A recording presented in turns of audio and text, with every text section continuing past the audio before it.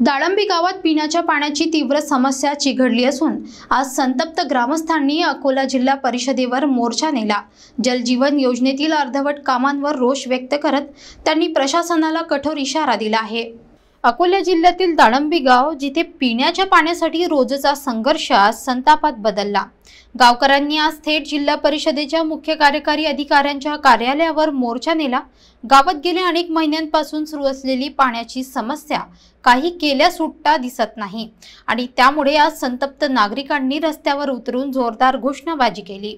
गावकऱ्यांचा आरोप आहे की जलजीवन मिशन अंतर्गत पाणी पुरवठा योजनेची कामे फक्त कागदावर पूर्ण झाली आहेत। प्रत्यक्षात टाक्या उभारण्यात आल्या असल्या तरी त्या पाण्याविना निरुपयोगी आहेत। पाईपलाईनचा मागमूस नाही, देखभाल नाही, नियोजन नाही। यामुळे गावकऱ्यांना रोज 2 ते 3 किलोमीटर अंतरावरून पाणी आणावं लागते। काही जण तर टँकर स्वखर्चाने मागवत आहेत। या त्रासामुळे आर्थिक आणि शारीरिक दोन्ही संकटांनी गावकऱ्यांचे जीवन पोखरले आहे। ग्रामसेवक, कंत्राटदार आणि अभियंत्यांच्या दुर्लक्षित भूमिकेवरही ग्रामस्थांनी संताप व्यक्त केला। वारंवार तक्रारी करूनही प्रशासनाकडून ठोस उपाययोजना झाल्या नाहीत। ही बाब ग्रामस्थांच्या रोषाला खतपाणी घालणारी ठरली। मोर्चा दरम्यान जिल्हा परिषद अधिकाऱ्यांना सादर करण्यात आलेल्या निवेदनात स्पष्ट इशारा देण्यात आला की पुढील ठरलेल्या मुदतीपर्यंत उपाय न झाल्यास अधिकाऱ्यांना गावात फटकावलं जाईल आणि आंदोलन उग्र केलं जाईल। प्रशासनाने या समस्येकडे तातडीने लक्ष देऊन पाणी पुरवठा सुरळीत करावा अशी ग्रामस्थांची एकमुखी मागणी आहे।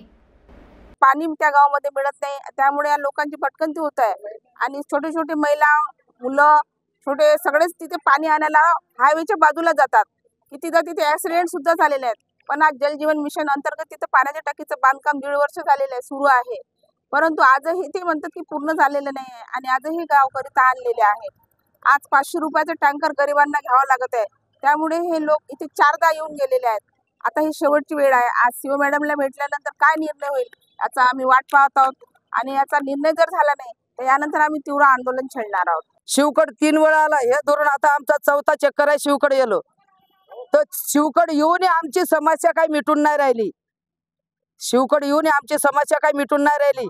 आता याचा पर्याय काय ते जलसंवर्धनवाल्यांनी आता ह्या जिल्हा परिषदनं आम्हाला काहीतरी सवलत द्यावा आणि आम्हाला एक तारीख द्यावा का ह्या तारखेला तुमच्या दाळंबीचं पाणी चालू होणार आहे। आता डबल जर आलं तर इथं मोर्चा निघणार आहे। सगळे दरवाजे खिडके सगळे जिल्हा परिषदचे बंद राहणार आहे। जिल्हा परिषदचे दरवाजे बंद राहणार आहे। कोणी इथं साहेब लोक कोणी बाहेर दिसणार नाही आणि बाहेर दिसला त्याला ठोकलं जाणार आहे। आम्हाला पाणी द्या।